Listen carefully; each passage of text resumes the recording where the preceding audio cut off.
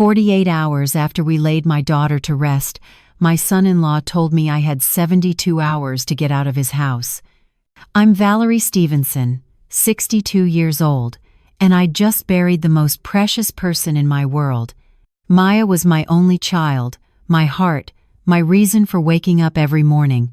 But what Jason Chen didn't know, what he'd never bothered to ask in 6 years of living under this roof, was that the house he was so eager to claim had a history he'd never taken the time to understand. You see, Jason thought he had everything figured out, thought that being married to my daughter automatically made him the owner of everything she touched, thought that the old black woman who cooked his meals and fixed his problems was just another burden he'd inherited along with Maya's student loans. What he didn't realize was that I'd been keeping quiet about something for 28 years. Something that was about to shatter his comfortable little reality into 1,000 pieces. If you're watching this, please subscribe and let me know where you're from in the comments. But before I tell you how this whole situation exploded, you need to understand how we got here, because none of this makes sense without knowing what the last 11 months put us through. Maya had been fighting cancer for almost a year. Aggressive breast cancer, the kind that shows up in young women and doesn't care about treatment plans or positive thinking or how many people are praying for you at Mount Zion Baptist Church. I spent 342 days watching my baby girl fade away in that hospital bed at Emory, watching the chemo steal her beautiful locks, watching the pain medication turn her into someone I barely recognized. And through it all, Jason complained about parking fees. "Do you really need to be there every single day?" He'd asked me one Tuesday afternoon, not even looking up from his phone. "It's costing me $40 a week just to visit. Can't you go on weekends and I'll handle the weekdays?" That should have told me everything I needed to know about who Jason really was. But I was too focused on Maya, too desperate to believe that the man she'd chosen to marry would step up when it mattered most. I kept telling myself he was just stressed, just overwhelmed, just processing grief in his own way. I was wrong. The funeral was on a Monday. Beautiful service. Over 200 people came to celebrate Maya's life. Her sorority sisters from Spelman sang her favorite hymn. Her students from the elementary school where she taught brought drawings and letters. Even the mailman came because Maya always remembered his name and asked about his grandkids. Jason stood next to me at the graveside, dry-eyed and checking his phone every 10 minutes. When people came up to offer condolences, he had this rehearsed speech about how much he'd miss her, how she was his everything, how lost he felt without her. But I noticed he never actually cried, not once during the entire service. I thought maybe he was in shock, thought maybe the tears would come later when reality set in. Instead, what came later was something I never could have imagined. Wednesday morning, I was in the kitchen making coffee, still wearing my grief like a heavy coat I couldn't take off. I hadn't slept more than 2 hours at a time since Maya passed. Every time I closed my eyes, I saw her in that hospital bed, trying to smile through the pain, trying to be strong for me, even when she could barely lift her head. Jason came downstairs around 8, already dressed for work in one of those expensive suits he loved so much. He worked as a financial analyst for some consulting firm downtown, always talking about his clients and his portfolio and his career trajectory. Maya used to joke that he loved his job more than her. I didn't think it was funny then. I definitely don't think it's funny now. "Valerie," he said, pouring himself coffee into the mug Maya had bought him for their 3rd anniversary. "We need to talk about the living situation." Living situation? I'd just lost my daughter. We were supposed to be grieving together, supporting each other through the worst pain either of us had ever experienced. What living situation? He sat down at the kitchen table, the one I'd refinished myself 2 years ago when Maya mentioned they needed new furniture. "Look, I know the timing isn't great, but I've been thinking about this for a while. This house is too big for 2 people, and honestly, I need to make some changes. Fresh start, you know?" I just stared at him. My daughter had been in the ground for 48 hours. "Where exactly am I supposed to go?" I asked, my voice barely above a whisper. "There's a nice senior living community over on Peachtree, Harmony Gardens." I looked into it. $2,100 a month, all inclusive. Meals, activities, transportation. Could be really good for you, actually. Get you around people your own age. $2,100 a month. My Social Security was $1,550. My pension from the Postal Service was another $420. Even if I stopped eating, stopped buying medicine for my blood pressure, stopped existing in any meaningful way, the math didn't work. "Jason, I don't have that kind of money. You know that." He finally looked at me, really looked at me, and I saw something in his eyes I'd never noticed before. Something cold and calculating, like he was sizing up a bad investment he needed to liquidate. "That's not really my problem anymore, is it? I mean, you've been living here rent-free for 6 years. Most people would say I've been more than generous. Rent-free. As if I hadn't been paying for groceries every week. As if I hadn't covered utilities when his paychecks came up short. As if I hadn't spent my weekends maintaining this house, fixing leaky pipes and painting walls and replacing the water heater when it died last winter. Maya wanted me here," I said quietly. "Maya's gone, Valerie."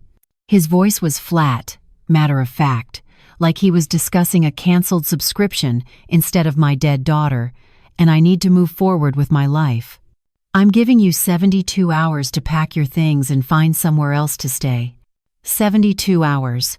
3 days to dismantle 62 years of life, to figure out how to survive on $1,100 a month after rent, to somehow find the strength to keep breathing when every part of me wanted to lie down next to Maya and stop trying. "You can't do this," I said, but even as the words left my mouth, I knew they sounded weak, desperate. "Actually, I can." He pulled a piece of paper from his pocket, already printed and folded. "This is an official notice to vacate. Georgia law requires reasonable notice for family members occupying property. 72 hours is more than reasonable under the circumstances." "What circumstances? Your wife just died." "Exactly. And as her surviving spouse, I inherit all marital property, including this house." He stood up, leaving the notice on the table between us like a weapon. "I suggest you start packing." Then he walked out, probably heading to his office downtown, where he'd spend the day managing other people's money while his dead wife's mother figured out how to avoid homelessness. I sat there for a long time after he left, staring at that piece of paper, trying to understand how we'd gotten here. Trying to remember when Jason had transformed from the charming young man who'd made Maya laugh into this cold stranger who could threaten his grieving mother-in-law with eviction before his wife's body was even cold in the ground. But as I sat there in the kitchen where I'd raised my daughter, trying to figure out how to survive the next 72 hours, I noticed something. The old filing cabinet in the corner, the one I hadn't opened in years. Inside were documents I'd almost forgotten about. Documents from 1997. That first day after Jason's ultimatum, I tried to hold myself together. Tried to be practical, to make lists. To approach this like a problem that could be solved with enough planning and determination. But every time I walked past Maya's bedroom, every time I saw her teaching awards still hanging in the hallway, every time I caught a glimpse of her favorite coffee mug in the cabinet, the reality of what was happening crushed me all over again. I wasn't just losing my home. I was losing the last physical connection to my daughter. Thursday morning, I woke up to the sound of furniture moving. I came downstairs to find Jason in the living room, pulling down the family photos from the walls. Pictures of Maya as a baby, Maya's college graduation, Maya and me at her wedding. He was dropping them into cardboard boxes without even looking at them, like he was cleaning out a storage unit instead of erasing someone's entire existence. "What are you doing?" I asked, my voice shaking. "Packing up some things. Sophia's coming by this weekend to do a walkthrough, and I need the place to look more neutral. Staged, you know?" Sophia. That name had been coming up a lot in the past few weeks. Sophia Martinez, the real estate agent who Jason claimed was just helping him understand his options. The same Sophia whose car I'd seen parked in our driveway at 11 p.m. 3 weeks before Maya died, when Jason said he was working late at the office. "You're selling the house? But you just told me it was yours. That you inherited it." "I am selling it." He didn't even pause in his packing. "Market's good right now. Sophia thinks we can get 520, maybe 530 if we stage it right." "We?" I watched him wrap Maya's favorite picture, the one from her 30th birthday party, in newspaper like it was worthless junk. "There is no we. Jason. Maya's gone." "Sophia and I," he corrected, still not looking at me. "We're partners on this listing. She's waiving part of her commission since we're, close." Close.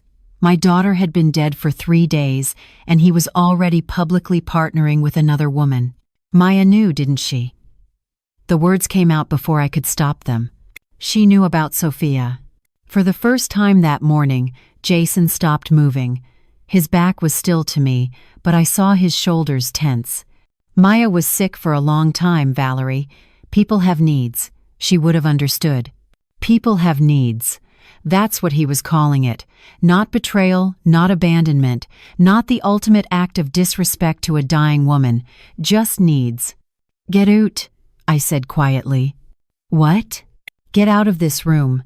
Stop touching her things. Just get out." He turned around, and I saw anger flash across his face. "This is my house, Valerie. I'll touch whatever I want." "And you've got, 56 hours left?" "I'd spend less time telling me what to do, and more time figuring out where you're going to sleep on Sunday night." Then he walked past me, carrying a box full of Maya's memories, and I heard him loading it into his car, going to storage probably, or maybe straight to the dump. With Jason, I wasn't sure there was a difference. I spent Thursday afternoon doing what Jason had suggested, trying to figure out where I was going to sleep on Sunday night. I called Harmony Gardens first, the place Jason had mentioned. The woman who answered was friendly enough, but the number she quoted made my stomach drop. $2,100 a month base rate, plus a $5,000 community fee, plus another $1,500 security deposit. $7,600 just to get in the door, and that was before I bought a single meal or piece of medication. I have $6,500 in my savings account. Maya's medical bills had eaten through everything else. The experimental treatments that insurance wouldn't cover, the special medications, the private nursing care in those final weeks when the hospital said there was nothing more they could do. I'd given it all, every penny, because you don't put a price on your child's life. But now that math was coming back to haunt me. I called 6 other facilities. Sunset Ridge wanted $2,800 a month. Peachtree Senior Living wanted $3,200 plus a $10,000 deposit. The cheapest place I could find, a rundown complex in College Park with health code violations listed online, still wanted $1,800 a month plus utilities. Every single option was impossible. I tried calling Maya's friends, swallowing my pride, hoping someone might have a spare room or a basement apartment or just a couch I could sleep on temporarily. Everyone was sympathetic. Everyone was sorry. Everyone had legitimate reasons why they couldn't help. Young families with no space, apartments with lease restrictions, elderly parents already living with them. By Thursday evening, I was starting to panic. Really panic. The kind of fear that makes your chest tight and your thoughts spiral into dark places. I was 62 years old with $1,100 a month in income, $6,500 in savings, and 56 hours to find housing in a city where a studio apartment cost more than my entire monthly budget. I was about to become homeless. That's when I made myself stop, made myself breathe, made myself remember that I'd survived harder things than Jason Chen. I'd survived my husband walking out when Maya was 2 years old. I'd survived raising a daughter alone while working full-time at the post office. I'd survived building a successful life from nothing, twice. And I'd survived watching my only child die. Jason thought he knew who I was, thought I was just some broke old woman he could push around, but Jason had never asked about my life before Maya, had never wondered how a single mother working at the post office had managed to buy a house in Virginia Highland back in 1997, had never questioned where I'd gotten the money for Maya's private school tuition, or her college fund, or the new roof I'd put on this house in 2010. Jason had never asked, so I'd never told him. Friday morning arrived with the kind of gray sky that matched my mood. I'd barely slept, spending most of the night running calculations in my head that all ended the same way. Homeless by Monday. Maybe sleeping in my car if I was lucky. Except my car was a 15-year-old Honda with a broken heater and 200,000 miles on it. I got up early, made coffee, and started going through my options one more time. Maybe I could find a room to rent somewhere. I'd seen ads online for people renting out bedrooms in shared houses. I pulled up Craigslist on my phone and started scrolling. Room available in Decatur, shared bath, $450 a month. Sounded promising until I read the fine print. No overnight guests, no cooking after 7 p.m., must be okay with 3 cats and the landlord's drum practice on weekends. Also, references required and first and last month plus deposit. $1,350 up front. I kept scrolling. Studio in East Point, $600 a month. Excited, I clicked through to find it was basically someone's converted garage with no heating and shared bathroom facilities with 3 other units. The photos showed water stains on the ceiling and what looked like mold around the windows. Furnished room in Marietta, $500 a month, all utilities included. This one looked better until I read that it was a 72-hour maximum stay situation, essentially a long-term hotel room that catered to people in transition. People like me, I guess. People who'd run out of options. By 9 a.m., Jason came downstairs with a tape measure and a notepad. He didn't say good morning. Didn't acknowledge my presence at the kitchen table surrounded by printed rental listings and financial calculations. He just started measuring the living room, writing down numbers, taking photos with his phone. "What are you doing?" I asked. "Getting measurements for staging. Sophia thinks we should rent some furniture, make the place look more modern. Apparently, my taste isn't contemporary enough." "Your taste." The house was decorated with furniture I'd collected over 30 years. The couch Maya and I had picked out together when she graduated from Spelman, the coffee table I'd refinished by hand, the bookshelf that held 3 generations of family photos. "Yeah," she says, "this stuff looks dated. We're gonna put it in storage and bring in something more neutral. Whites, grays, that minimalist thing buyers like." I watched him measure the space where Maya's piano sat, the one she'd learned to play as a child, the one she'd insisted on keeping even though she barely had time to play it anymore. He was calculating how much room he'd have without it. "You're erasing her," I said quietly. "I'm moving on, Valerie. You should try it sometime." He didn't even look up from his notepad. "Oh, and I need you to clear out your bedroom by tomorrow afternoon. Sophia wants to shoot listing photos on Sunday, and that room has the best light. We're positioning it as a primary suite with sitting area." My bedroom. The room where I'd slept for 28 years. Where I'd rocked Maya when she had nightmares. Where I'd laid awake listening for her to come home safe from dates. Where I'd cried every night for the past 11 months watching her die slowly. "I have until Sunday," I said, trying to keep my voice steady. "You said 72 hours from Wednesday morning." "Technically, yes, but the photos need to happen Sunday morning, so I need the room cleared by Saturday evening. Consider it a favor to you, actually. Gives you a reason to start packing instead of sitting around feeling sorry for yourself." He walked out before I could respond, leaving me sitting at the kitchen table with my impossible rental listings and my rapidly shrinking timeline. I spent Friday afternoon packing, not because Jason told me to, but because I needed to do something with my hands before I broke down completely.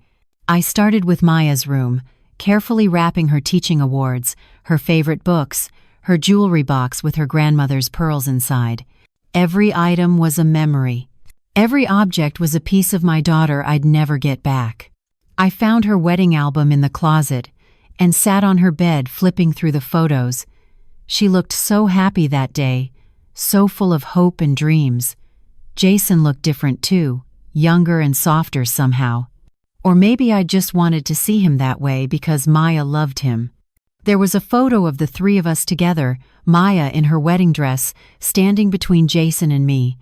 She had her arms around both of us, pulling us close, her smile wide enough to light up the whole room. I remember what she'd said right before that photo was taken. My two favorite people in the whole world. Promise me you'll always take care of each other. I'd promised. We'd both promised. Jason had broken that promise 3 days after she died. I was putting the album into a box when I heard voices downstairs. Jason's voice and a woman's laugh. Sophia, I realized. She was here, in my house, probably planning how to erase Maya from every room. I stayed upstairs, not ready to face whoever this woman was, not ready to watch someone else walk through my home like they owned it. But their voices carried up the stairs, casual and comfortable, like they'd been together for years instead of weeks. This is perfect, Jason. The bones are good, and the location is incredible. We priced this right. We'll have multiple offers within a week. That's what I'm hoping. I need to close fast. Money problems? Her voice dropped, concerned and intimate. Medical bills from Maya. Insurance covered some of it, but the experimental treatments, the private care at the end. It added up fast. I'm looking at about $280,000 in debt. I froze at the top of the stairs. $280,000. Jason was drowning.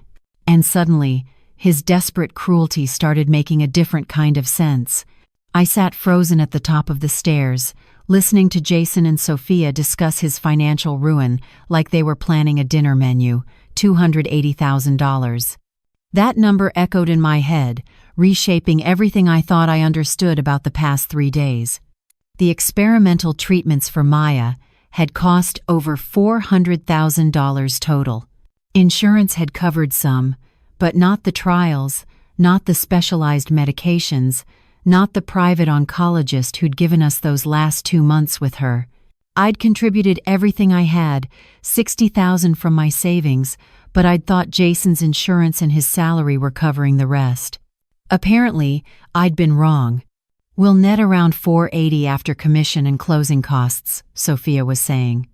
That'll clear your debt and leave you with about $200 to start fresh. Maybe we can look at condos in Buckhead, something modern, low maintenance. Sounds perfect. Jason's voice was lighter than I'd heard it in months.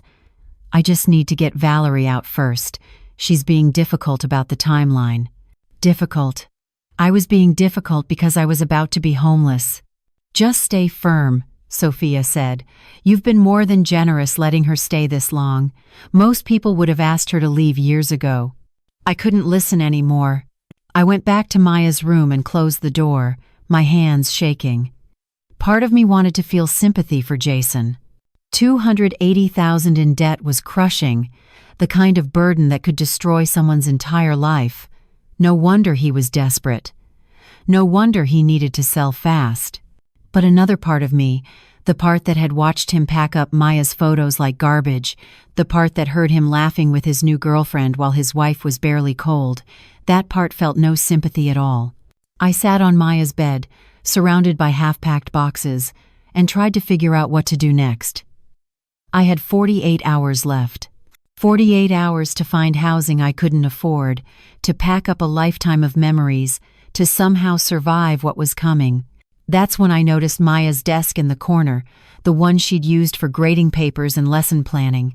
I'd been avoiding it, not ready to sort through her work things, but something pulled me toward it now. The desk was neat, organized the way Maya organized everything. Folders labeled by subject and grade level, a cup full of pens with inspirational quotes. A framed photo of us from her last birthday, taken just 2 months before her diagnosis. We were at her favorite restaurant, laughing at something I couldn't remember now.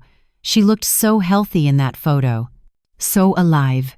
I opened the top drawer, thinking I'd start sorting through her teaching materials.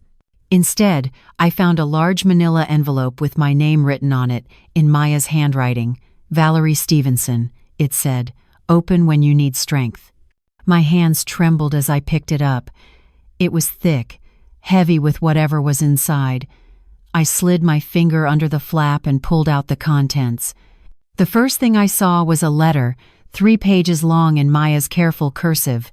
But underneath the letter were other documents, legal documents, property deeds, bank statements, and a handwritten note that simply said, I know what you gave up for me, Mama. I know everything. I sat down hard in Maya's desk chair and started reading. Dearest Mama, the letter began, if you're reading this, I'm gone, and I'm so sorry. Sorry for leaving you. Sorry for the pain you're in. Sorry that you're probably dealing with Jason right now, and he's probably not handling any of this well. I need to tell you something I've never said out loud. 3 years ago, I was looking for my birth certificate in your filing cabinet, and I found something else. Documents from 1997. Property records, business licenses, investment portfolios. Mama, I found out who you used to be. My heart stopped. She'd known. All this time, she'd known. I found out about Stevenson Development Corporation, about the 12 properties you owned across Atlanta, about the commercial buildings in Midtown and the apartment complexes in Decatur. I found out that you weren't just a postal worker, you were a real estate developer who gave it all up when Daddy left, and you decided to focus on raising me. I kept reading, tears streaming down my face. I found the deed to this house, Mama, the one showing you bought it in 1997 for cash, the one that's been in your name for 28 years. Jason doesn't know. He thinks I inherited it from you somehow, or that you gave it to us as a wedding gift. He's never looked at the actual paperwork because he's never had to. He just assumed. But Mama, I need you to know something else. 2 months ago, when the cancer came back and the doctors said we were looking at weeks instead of months, I did something. I went to a lawyer, and I added Jason's name to the deed, 50-50 ownership. I stared at those words, reading them over and over. She'd added Jason to the deed. Why would she do that? The letter continued. I know you're probably confused, maybe even angry at me, but please understand. I know Jason isn't perfect. I know he's been distant, and I know about Sophia. I've known for months. But Mama, he's drowning. The medical bills are destroying him. He took out loans against his retirement. He maxed out every credit card. He borrowed money from his parents. He did all of this trying to save me, and it didn't work. I wanted to scream. Wanted to tell Maya that none of that excused what he was doing to me now. I know what you're thinking, the letter went on, as if she could read my mind even from beyond the grave. You're thinking that I should have let him suffer the consequences of his choices, that I should have protected you first. But Mama, here's the thing. I know you. I know that if I left that house entirely in your name, you'd give it to him anyway. You'd sign it over because you'd feel guilty about his debt. You'd sacrifice yourself because that's what you've always done for people you love. So I made the choice for you. I put both your names on the deed, which means Jason can't sell without your permission, and you can't give it away without thinking it through. You have to negotiate. You have to fight for yourself for once. My hands were shaking so hard I could barely hold the letter. There's more in this envelope, Mama. Bank statements showing the money I've been setting aside for the past 3 years. I opened accounts you don't know about, saved every penny I could. It's not much, but it's something. Use it to hire a good lawyer. Patricia Williams, remember her? My sorority sister from Spelman? She practices estate law now, and she owes me a favor. Her number is on the card in this envelope. And Mama, please, don't just give Jason the house because you feel sorry for him. Don't sacrifice yourself because that's what you think I'd want. What I want is for you to survive. What I want is for you to remember that you're Valerie Stevenson, the woman who built an empire once and can do it again. I love you more than words can say. Fight for yourself this time. Please. You're Maya. I sat in that chair for a long time, holding my daughter's letter, understanding finally what she'd been trying to do. She'd tied Jason and me together legally, forcing us to deal with each other, forcing me to stand up for myself instead of just giving everything away. She'd known I'd need that push. I looked at the other documents in the envelope, bank statements showing an account with $175,000, business cards, property deeds.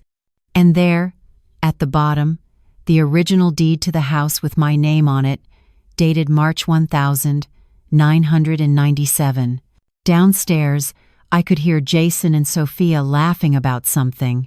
I pulled out my phone and dialed the number on Patricia Williams' business card.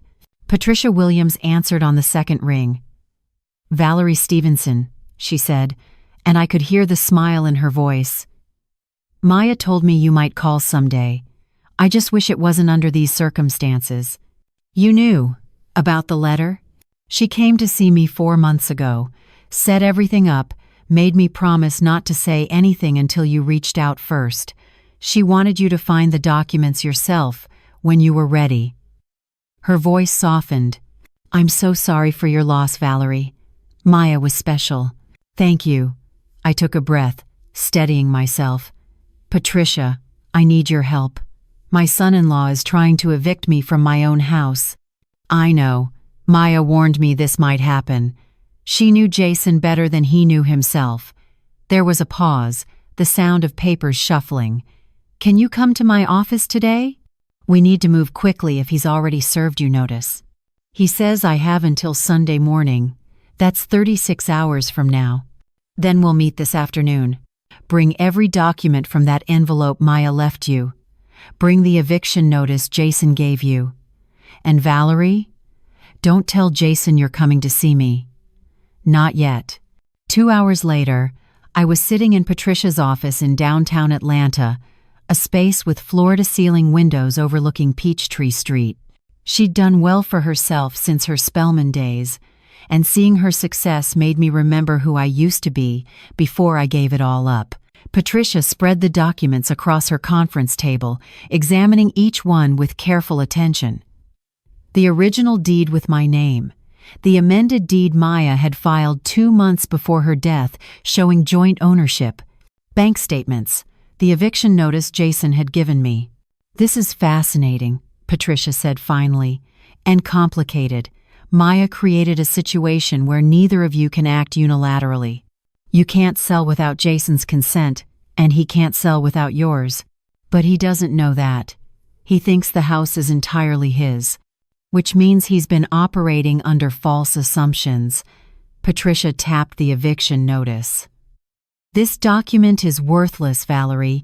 He can't evict a co-owner. The moment he tries to enforce this, he's opening himself up to legal liability. So what do? We call him.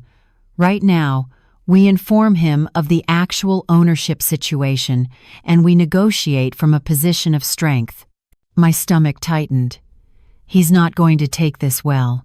Probably not. But Maya set this up for a reason.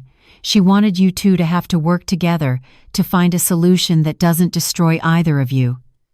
Patricia looked at me seriously. "The question is, what do you want, Valerie? Do you want to keep the house? Force a sale and split the proceeds? There are options here." I thought about that. About what I actually wanted versus what I thought I should want. I don't know yet, but I know I don't want to be homeless by Sunday morning. Fair enough. Let's start there. Patricia picked up her phone. "What's Jason's number?" 10 minutes later, Jason walked into Patricia's office looking confused and irritated. He'd rushed over from a client meeting, still wearing his suit, his tie slightly loosened. He looked at me sitting at the conference table with my lawyer, and his expression shifted from confusion to anger. "What is this, Valerie? Some kind of ambush?" "Sit down, Mr. Chen."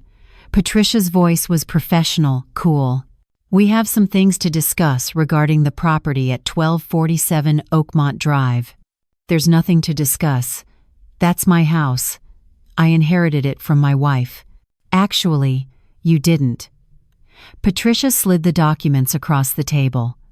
The house has been in Valerie's name since 1997, purchased by her for cash from her own funds. Your wife added your name to the deed 2 months before she died, creating joint ownership, which means you own 50%, not 100%. Jason stared at the documents like they were written in a foreign language. That's not possible. Maya always said the house was hers. The house was hers because she grew up there, because her mother allowed her to think of it as home, but legally, it's always been Valerie's property. I watched the color drain from Jason's face as he picked up the deed, examining the dates, the signatures, the legal language that proved he'd been completely wrong about everything. This can't be right. He looked at me, and for the first time since Maya's funeral, I saw something other than cold calculation in his eyes. I saw fear. You're a postal worker. You worked at the post office for 30 years. Where would you get the money to buy a house in Virginia Highland for cash? I used to be someone else, I said quietly. Before your wife was born. Before I decided being a mother was more important than being successful. Patricia pulled out more documents. Stevenson Development Corporation. Incorporated in 1989, dissolved in 1995. At its peak, the company owned 17 properties across Metro Atlanta with a combined value of approximately $8.3 million. Jason's hands were shaking now. You're telling me she's a millionaire? Was, Patricia corrected. She liquidated most assets to focus on raising Maya as a single parent, but she retained this property and a few others. The point is, Mr. Chen, you've been trying to evict the actual owner of the house you claim to have inherited. I could see Jason's mind racing, trying to process this new reality, trying to figure out his next move. He looked at me with something that might have been respect or might have been resentment.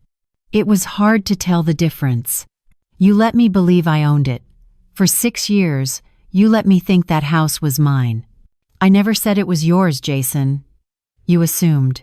Just like you assumed I was some poor old woman you had to tolerate. Just like you assumed I had nowhere else to go. So what now? His voice was tight, controlled. You kick me out instead? Get your revenge? Patricia answered before I could.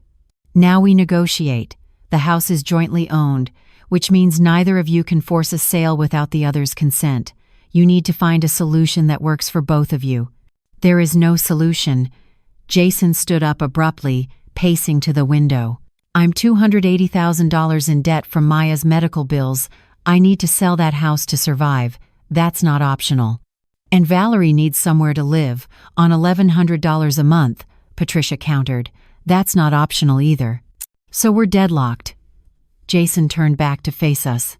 She won't let me sell, I can't pay my debts, and we all just sit there in that house together pretending everything's fine? Or, I said quietly, speaking for the first time since Jason had arrived, we figure out what Maya actually wanted, because she's the one who created this situation, Jason. She knew you'd be in debt. She knew you'd want to sell, and she still added your name to that deed for a reason. What reason? He sounded exhausted now, defeated. What possible reason would she have for tying us together like this? Because she loved us both. And she thought maybe, just maybe, we could help each other instead of destroying each other. Jason laughed, but it was bitter, hollow. Help each other? You think after what I've done, after how I've treated you, that there's any way forward here? I don't know, I said honestly, but I know Maya believed there was, and I'm willing to try if you are. He stared at me for a long moment, and I saw something shift in his expression. Not forgiveness, not friendship, but maybe the smallest possibility of something other than warfare. I need time to think, he said finally. You have until tomorrow, Patricia said firmly. We'll meet back here at 10 a.m. Come prepared to negotiate in good faith, Mr. Chen. because right now, you don't have any other options. After Jason left, I sat in Patricia's office feeling shaken and relieved and terrified all at once. "That went better than I expected," Patricia said. "Did it? Because from where I'm sitting, we just backed him into a corner. Desperate people do desperate things." Maya knew that too. She knew all of this, and she still believed you two could find a way through it. Patricia looked at me seriously. "The question is, do you believe it?" I looked out at the Atlanta skyline, at the city where I'd once built an empire and then walked away from it all for love. I didn't sleep that night. I kept thinking about Jason's face when he realized the truth, the way all his certainty had crumbled in Patricia's office. Part of me felt vindicated, powerful even. But another part of me, the part that still remembered him as Maya's husband, felt something uncomfortably close to guilt. Saturday morning arrived cold and gray. I was in the kitchen, making coffee when I heard Jason's car pull into the driveway. It was barely 7 a.m., 3 hours before our scheduled meeting with Patricia. I braced myself for another confrontation, another round of accusations and anger. Instead, when Jason walked through the door, he looked like he hadn't slept either. His eyes were red, his shirt wrinkled, and he was carrying a cardboard box that he set carefully on the kitchen table. "I need to show you something," he said quietly, "before we meet with your lawyer, before we try to figure out what comes next." "What is it?" "The truth." He opened the box and started pulling out papers, medical bills, statements, loan documents. "This is what the last year actually looked like, Valerie.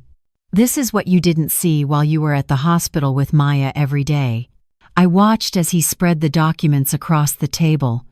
Hospital bills for $87,000. Invoices from the clinical trial program for $120,000. Private oncologist fees for $43,000. The numbers were staggering. "Insurance covered some of it," Jason said, his voice flat and exhausted. "About 60% of the conventional treatment. But the experimental stuff, the trials that gave us those extra 2 months with her, none of that was covered." "I know it was expensive," I started, but he cut me off. "You contributed $60,000. I saw the transfers from your account. But do you know what that left? $340,000. That's what I was looking at after insurance and your help." I felt my throat tighten. I'd had no idea the number was that high. Jason pulled out more documents. "This is a second mortgage I took on the house. $75,000 at 8% interest. This is a loan against my 401k, $50,000. These are credit cards." He fanned out statements from 6 different cards, maxed out, all of them. Total of $82,000. The numbers kept coming, each one another weight added to the crushing burden he'd been carrying alone. "This is a personal loan from my parents. $60,000. And they had to refinance their own house to give it to me. These are payments to collection agencies for bills I couldn't keep up with. This is a garnishment notice from the hospital threatening to take 25% of my paycheck." He finally stopped and looked at me, and I saw something in his eyes I hadn't seen before. Not anger, not calculation, just bone-deep exhaustion. "I'm not telling you this to make you feel sorry for me. I know I don't deserve that after how I've treated you. I'm telling you because you need to understand that when I said I needed to sell the house, I wasn't being greedy or cruel. I was drowning." "How much do you still owe?" I asked quietly. $281,417, as of yesterday. He pulled out one more document, a debt consolidation statement. "The interest alone is costing me $3,800 a month. My salary is $6,200 after taxes. Do the math, Valerie." I did the math. After the debt payments, he had $2,400 left for everything else. Rent, food, utilities, gas, insurance. It was impossible. "Why didn't you tell Maya? Why didn't you tell me?" "Because Maya was dying." He said it simply, matter-of-factly. What was I supposed to do? Add financial stress to everything else she was dealing with? Tell her that trying to save her life was destroying mine? How does that help anyone? So you just carried it all alone. I carried it alone because that's what you do when someone you love is fighting for their life. You don't make it about you. You don't complain. You just do whatever it takes and hope you can fix it later. He sat down heavily, and for the first time since Maya died, I saw him as something other than the villain in this story. I saw him as a man who'd bet everything on saving his wife and lost anyway. A man who'd made terrible choices in his desperation, but who'd started from a place of love. "Sophia," I said, "the real estate agent." He nodded. "She approached me 6 weeks ago. Said she'd heard through mutual friends that Maya was terminal, said she specialized in fast sales for people dealing with medical bankruptcy. I told her no at first. But then Maya died, and the hospital started sending final bills, and the collection calls started, and I just panicked. And the eviction notice? Stupid, cruel, inexcusable." He looked at me directly. "I convinced myself you'd be fine, that you were tougher than you looked, that you'd figure something out. I didn't want to know the details because then I'd have to feel guilty, and I couldn't afford to feel anything right then. I just needed to solve my problem. By making me homeless. By making you homeless." He acknowledged it without trying to soften it. "I'm not asking you to forgive that, Valerie. I'm just trying to explain how someone who isn't a monster could do something monstrous." We sat there in silence for a long moment, the kitchen table covered with the evidence of his financial destruction, the morning light making everything look harsh and unforgiving. "What happened with your parents' loan?" I asked finally. "They're 70 years old, and they refinanced their house for me. A house they owned free and clear, their only security for retirement. If I don't pay them back, they lose everything. And if you don't sell this house? Then I declare bankruptcy, my parents lose their investment, my credit is destroyed for the next decade, and I spend the rest of my life climbing out of a hole that Maya's death put me in." He wasn't wrong. Every word he said was true, and yet, so was my truth. That I had nowhere else to go, that I couldn't afford to start over, that this house was all I had left of my daughter. "I found Maya's letter yesterday," I said, "the one she left in her desk." Jason looked up sharply. "There was a letter?" "She explained why she added your name to the deed. She knew about Sophia, by the way. She'd known for months." I watched the color drain from his face again. "She never said anything. She loved you anyway. Or maybe she loved who you used to be and hoped you'd find your way back to that person." I pulled the letter from my purse and handed it to him. "You should read it." Jason took the letter with shaking hands. I watched his face as he read Maya's words, saw tears start to run down his cheeks when he got to the part where she talked about knowing he'd done everything he could to save her. By the time he finished, he was openly crying. "She was protecting both of us," he said finally. "She knew I'd be drowning in debt, and she knew you'd sacrifice yourself to help me.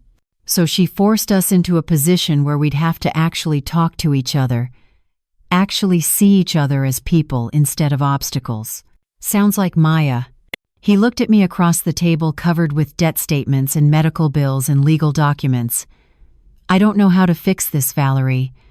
I need to sell to survive, and you need to stay to survive. We're both drowning, just in different ways. Maybe that's why Maya tied us together.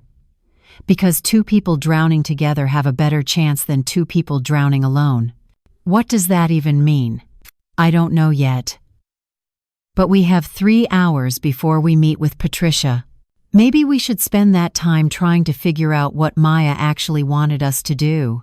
Jason wiped his eyes and nodded slowly. "Okay, where do we start?" "We start by being honest with each other for the first time in 6 years. No more assumptions, no more secrets, no more pretending, just the truth." "The truth is I'm terrified," Jason said, "and I'm so angry at the universe for taking Maya, and I took that anger out on you because you were here and she wasn't. The truth is I don't know how to live without my daughter, and I convinced myself you were the enemy because hating you was easier than accepting that she's really gone." We sat there in that kitchen, two broken people trying to figure out how to honor a dead woman's final wish that we find a way to save each other. Neither of us had any idea how to do that, but for the first time, we were at least willing to try. We talked for 2 hours that morning, really talked for the first time since Maya had gotten sick. Jason told me about the months he'd spent researching experimental treatments, calling specialists across the country, begging insurance companies to reconsider their denials. I told him about the nights I'd sat in Maya's hospital room after he'd left, holding her hand while she slept, wondering if my daughter blamed me for not being able to do more. By the time we needed to leave for Patricia's office, we still didn't have a solution, but we had something we hadn't had before: understanding. Patricia was waiting for us in her conference room, papers already spread across the table. She looked between Jason and me, noting something different in the air. "You two look like you've been talking," she observed. "We have," I said, "and we need your help figuring something out. Is there any legal way for us both to survive this?" Patricia sat back in her chair, considering. "Tell me what survival looks like for each of you." Jason went first. "I need to clear $281,000 in debt, ideally soon, before the interest buries me completely. And I need to pay back my parents the $60,000 they loaned me." "And you, Valerie?" "I need somewhere to live that I can actually afford. This house is the only thing I have left that connects me to Maya. But more than that, it's the only asset I have that could give me security for the rest of my life." Patricia nodded slowly, making notes. "The house is worth approximately $520,000 in the current market. If you sold and split the proceeds, you'd each net around $240,000 after fees and taxes." "That barely covers my debt," Jason said, "and leaves nothing for my parents. And leaves me with $240,000, which sounds like a lot until you realize I'm 62 years old with maybe 25 years left to live. I did the math last night. That's less than $10,000 a year, even if I never touch the principal. Combined with my Social Security, I'd still be living in poverty. So a straight sale doesn't work for either of you." Patricia tapped her pen against her notepad. "What if you didn't sell?" "We already talked about that," Jason said. "I can't afford to pay rent somewhere else while still making my debt payments, and Valerie can't afford to buy me out." "What if you didn't have to do either?" Patricia pulled up something on her laptop. "What if you converted the house into a two-family dwelling? The zoning in Virginia Highland allows it, and the house is certainly large enough." Jason and I looked at each other, then back at Patricia. "You mean live together?" I asked. "Temporarily." Patricia turned her screen toward us, showing architectural plans. "You separate the upstairs from the downstairs, create two independent living spaces. You both have privacy, you both have housing, and you split the costs of maintaining the property."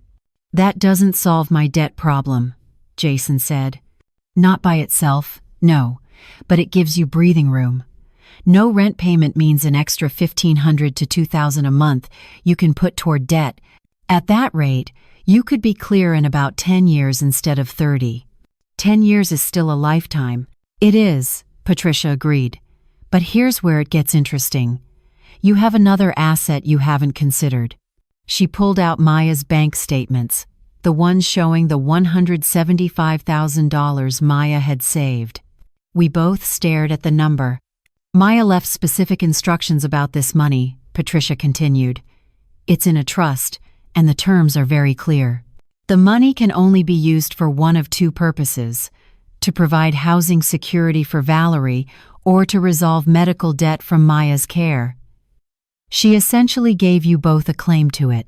Jason's voice was barely a whisper. "She was still taking care of us, even after she was gone." "That's exactly what she was doing." Patricia looked between us. "Here's what I propose. You use $150,000 from Maya's trust to pay down Jason's debt. That gets you under $130,000 remaining. With no rent and aggressive payments, you could be debt-free in 5 to 6 years. The remaining $25,000 goes toward converting the house into a duplex. And I keep my home. I said slowly. You both keep your home, just in different parts of it. Patricia closed her laptop. It's not perfect. It requires compromise from both of you. You'll be living in close proximity with someone you've got complicated history with. But it's a solution where nobody ends up homeless or bankrupt. Jason was quiet for a long time. Then he asked the question I'd been afraid to ask. What if we can't stand living near each other? What if this just makes everything worse? Then you revisit the situation in a year, Patricia said practically. You put an agreement in writing, 12 months of trying this arrangement. If it doesn't work, you sell then, but at least you've both had time to stabilize your situations and make better plans. I looked at Jason across the table. It wasn't the solution either of us had imagined. It wasn't clean or simple or easy, but it was something Maya might have planned for, this forced proximity that would make us deal with each other as real people instead of obstacles. I'm willing to try if you are, I said. Jason took a deep breath and nodded.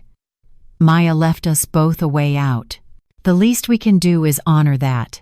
The next few weeks were strange and difficult and occasionally hopeful in ways I hadn't expected. Jason and I hired a contractor to convert the house into 2 separate living spaces.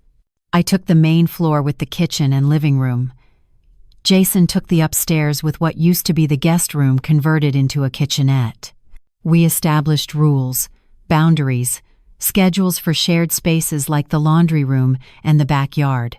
It was awkward at first, passing each other on the stairs, hearing footsteps overhead, learning to share a home with someone who wasn't quite family and wasn't quite a stranger. But slowly, something shifted. Jason started leaving coffee made in the morning, enough for both of us. I started cooking extra dinner and leaving a plate in the fridge for him. Small gestures that weren't quite friendship but weren't hostility either, just 2 people learning to coexist. One evening, about 6 weeks after we'd signed the agreement, I was sitting on the back porch when Jason came out with 2 beers. Thought you might want company, he said, holding one out to me. I took it, surprised.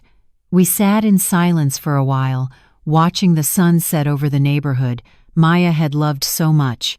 I found something today, Jason said finally. I was packing up the last of Maya's things from the closet and I found this. He pulled out a small video camera, the kind people used before everyone had smartphones. She made videos, like a diary. There are dozens of them. My heart started racing. When? The dates go back years, but the last one is from 2 weeks before she died. He turned the camera over in his hands. I haven't watched them yet. I wanted to ask if you wanted to watch them together. We went inside and set up the camera on the TV. The first video showed Maya from 5 years ago, healthy and vibrant, talking about her day at school. We watched a few of those, smiling at her stories, remembering who she'd been before cancer. Then we got to the later videos. Maya looking thinner, tired, but still fighting, still trying to be positive, still being Maya. The last video was dated 2 weeks before she died. Maya was in her hospital bed, the camera propped up on the bedside table. She looked frail, exhausted, but her eyes were clear. "Hey, Mama. Hey, Jason," she said, her voice weak but steady. "If you're watching this together, that means you figured it out. That means you found a way to help each other, instead of destroying each other. I'm so proud of you both." Jason reached over and took my hand. We held on to each other while Maya talked. "I know this hasn't been easy. I know I asked too much by tying you together the way I did. But here's what I need you both to understand. You're not enemies. You never were. You're 2 people who loved me, who each sacrificed everything trying to save me, and who both ended up broken when it didn't work." Tears were streaming down both our faces now. "Mama, I know you think you failed me somehow, that if you'd been richer or smarter or done something different, I'd still be here, but you gave me everything. You gave up your entire career to raise me. You gave me every advantage, every opportunity, every moment of love a daughter could ask for. If I had another lifetime, I'd choose you as my mother again without hesitation." I was sobbing now, unable to hold it back. And Jason, I know you think you failed me too, that if you'd found the right treatment or borrowed more money or tried harder, things would be different. But baby, you gave me 2 extra months. 2 months I got to say goodbye, to tell people I loved them, to make peace with what was coming. That was a gift you gave me through your sacrifice.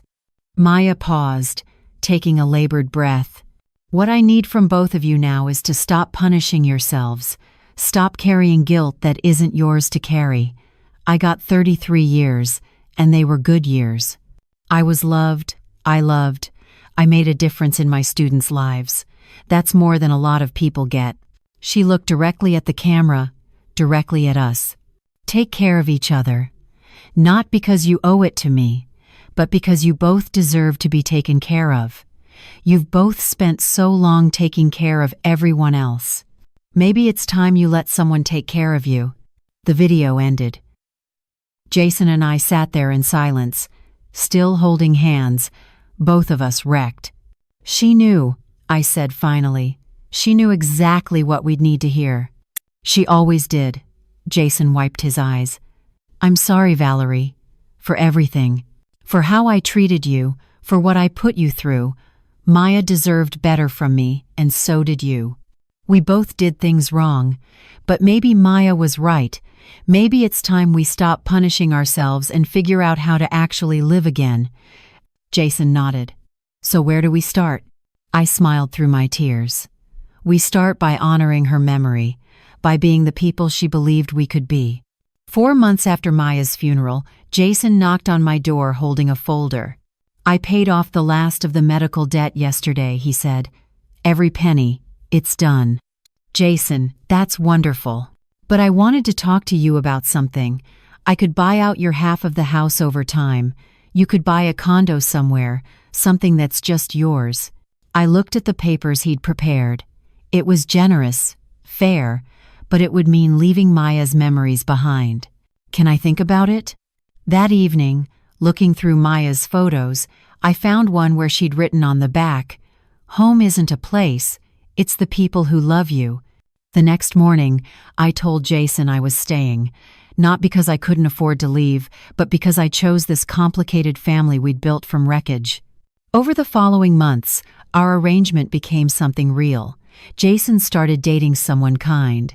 I reconnected with old friends, started consulting on housing projects. We had dinner together weekly, celebrated what would have been Maya's 34th birthday together. We weren't friends exactly. We were something more complicated. 2 people bound by loss and a dead woman's wish that we save each other. And somehow, impossibly, that's exactly what we did. If you're dealing with impossible situations, with grief tearing relationships apart, remember this. Sometimes the solution isn't about winning or losing. Sometimes it's about finding a third option where everybody sacrifices something but nobody loses everything. That is Valerie's story. Now I want to hear from you. Where are you watching this from? What city? What country? Drop it in the comments below. I love seeing our global community come together over these stories. Real question. If you were Valerie, what would you have done? Would you have revealed the truth immediately and kicked Jason out, taken the buyout offer and started fresh somewhere else? Or would you have made the same choice Valerie did, staying and building this complicated family from grief and compromise? Tell me in the comments. Here's an even harder question. Was Maya right to tie them together legally? Should she have just left the house entirely to her mother? Or did she do the right thing forcing them to work together? Comment your thoughts below. Hit that like button if this story made you feel something. Share it if you know someone who has ever been trapped between honoring a loved one's memory and protecting their own survival. Someone who had to choose between what's legally theirs and what's morally right. Someone who discovered that family isn't always about blood. Sometimes it's about who stays when everything falls apart. And subscribe for more raw, real stories about grief, sacrifice, second chances, and the families we build from broken pieces. One last thing, Team Valerie or Team Jason? Do you think Valerie should have taken the money and left, giving herself complete independence? Or was she right to stay and honor Maya's wish that they save each other? And what about Jason? Was his desperation understandable or inexcusable? Comment below. I read every single one. Thanks for watching. Sometimes the people we think are our enemies are just other people drowning in their own way. And sometimes the greatest gift someone can leave us isn't money or property, it's the chance to become better than we were. See you in the next video.